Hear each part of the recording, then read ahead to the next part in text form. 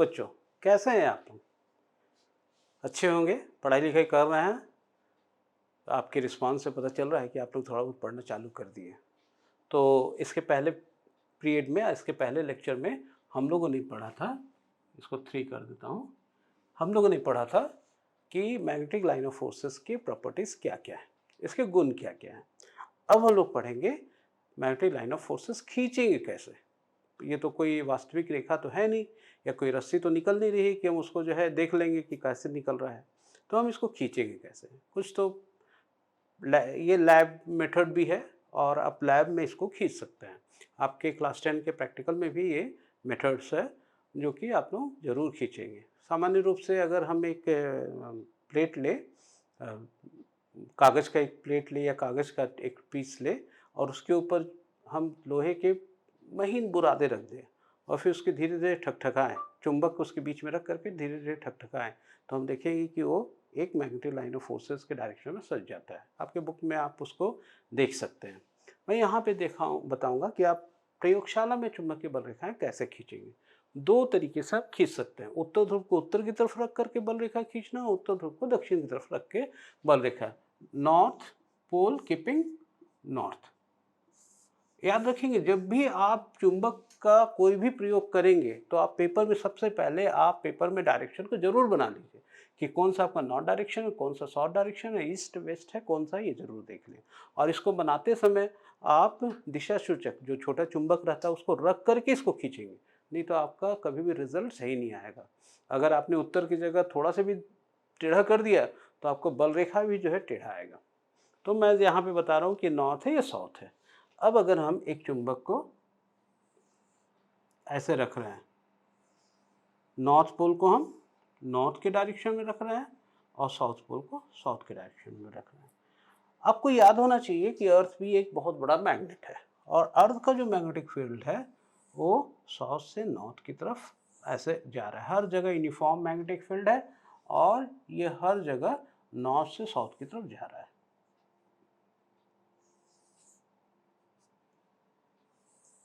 अगर यहाँ पे ये मैग्नेट नहीं रहता तो ये सीधा जैसे चाह रहा है वो चलते रहता है, नॉर्थ साउथ से नॉर्थ की तरफ जाते रहता है। लेकिन होगा क्या कि यहाँ पे ऑलरेडी एक मैग्नेटिक फील्ड जो है अर्थ के मैग्नेटिक फील्ड से बड़ा हो गया।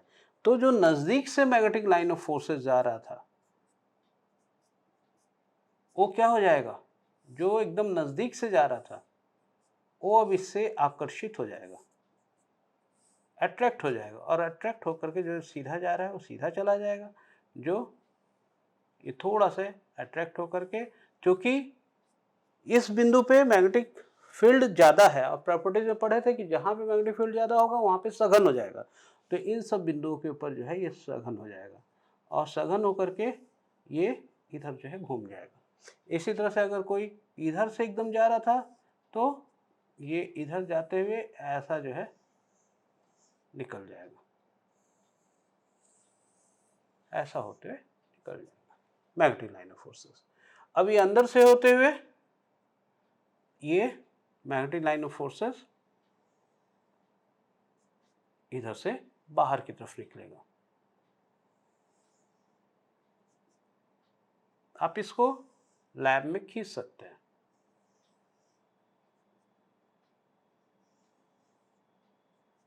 ये नॉर्थ से निकल रहा है और साउथ में प्रवेश कर रहा है, नॉर्थ से निकल रहा है और साउथ में जो है प्रवेश कर रहा है। लेकिन जो मैग्नेटिक लाइन ऑफ फोर्सेस यहाँ से निकलेगा वो क्या होगा, कुछ magnetic line of forces return आ जाएगा साउथ पोल के अट्रैक्शन के कारण। ये निकट आ जाएगा।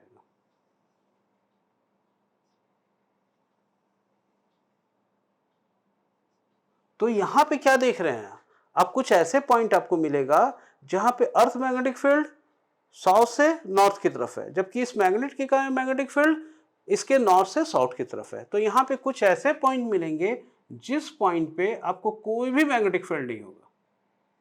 यहाँ पे कुछ ऐसे पॉइंट मिलेगा जहाँ पे कोई भी मैग्नेटिक पॉइंट नहीं मिलेगा, मैग्नेटिक फील्ड नहीं मिलेगा। ये जो पॉइंट है, जो एन लिखा हुआ पॉइंट आप देख रहे हैं, इसे कहते हैं उदासीन बिंदु या न्यूट्रल पॉइंट।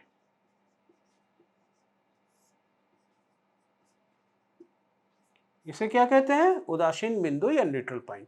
और ये किस स्थिति में हमको मिल रहा है? लंबवत डायरेक्शन, परपेंडिकुलर बाइसेक्टर में। इसलिए इसको कहते हैं हम लोग निरक्षीय स्थिति। ये जो स्थिति कहते हैं इसको, परपेंडिकुलर बाइसेक्टर की जो स्थिति है इसको कहते हैं निरक्षीय स्थिति। और ये जो है सब समय जब उत्तर ध्रुव को उत्तर की तरफ रख करके खींचेंगे तो इसके परपेंडिकुलर, मैग्नेट के परपेंडिकुलर बाइसेक्टर पे दो उदासीन बिंदु आपको प्राप्त होगा। अगर ये चुंबक को आप थोड़ा सा भी घुमा देंगे तो देखेंगे ये भी जो है थोड़ा सा ये उधर इधर घूम जाएगा, ये बल रेखाएं भी पूरा घूम जाएगा। तो सबसे प्राइमरी जो आपका काम है वो ये है कि आप उत्तर ध्रुव को, इसमें सबसे महत्वपूर्ण है, उत्तर ध्रुव को एग्जैक्ट उत्तर में रखिए, दक्षिण ध्रुव को एग्जैक्ट दक्षिण में रखिए, तभी जो है आप इसको खींच पाएंगे, नहीं तो ये आप नहीं खींच पाएंगे, याद रखेंगे। तो अगर उत्तर ध्रुव को उत्तर की तरफ रखेंगे तो आपको बल रेखाओं का ये जो है प्रतिरूप मिलेगा, और साथ ही साथ उदासीन बिंदु दो मिलेंगे जो इसके निरक्षीय बिंदु के ऊपर होंगे, परपेंडिकुलर बाइसेक्टर के ऊपर होंगे। अब क्या होगा अगर आप उत्तर ध्रुव को दक्षिण की तरफ रख करके खींचेंगे? Draw magnetic line of forces keeping magnetic north pole in south direction. तब क्या होगा? मैंने यहाँ पे आपको एक चित्र बनाया है। आप देख रहे हैं कि जैसा कि पहले भी बताया हूं मैं कि earth magnetic field is always from south to north. Simple जो है साउथ से नॉर्थ की तरफ यूनिफॉर्म मैग्नेटिक फील्ड जो है ये जाते रहता है।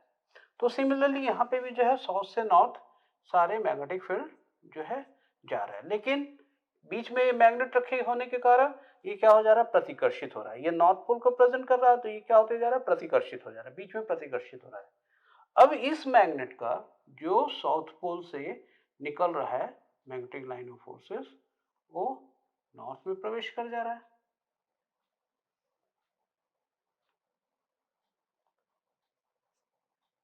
नॉर्थ से निकल करके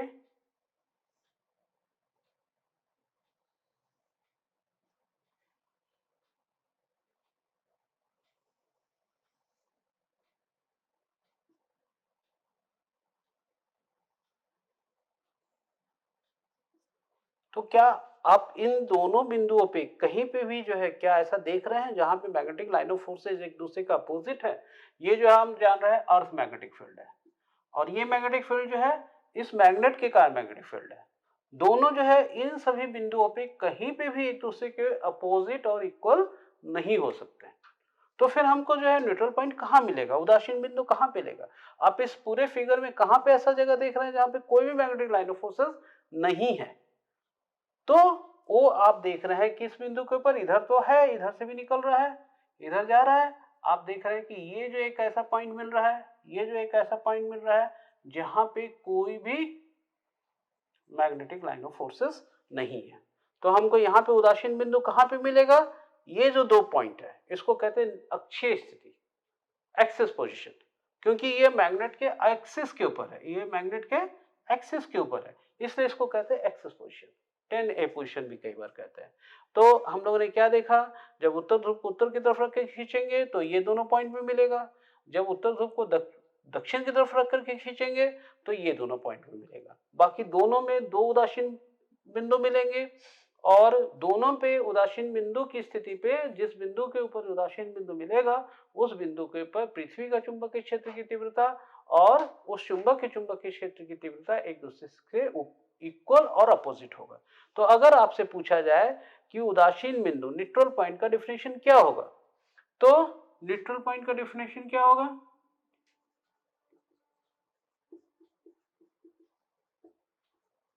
the point at which earth magnetic field magnitude of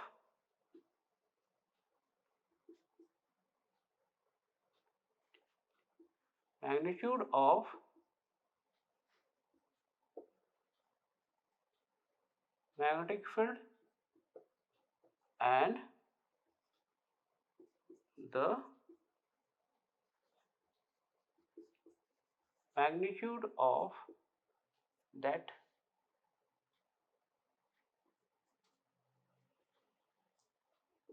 intensity due to that is equal and opposite is called neutral point.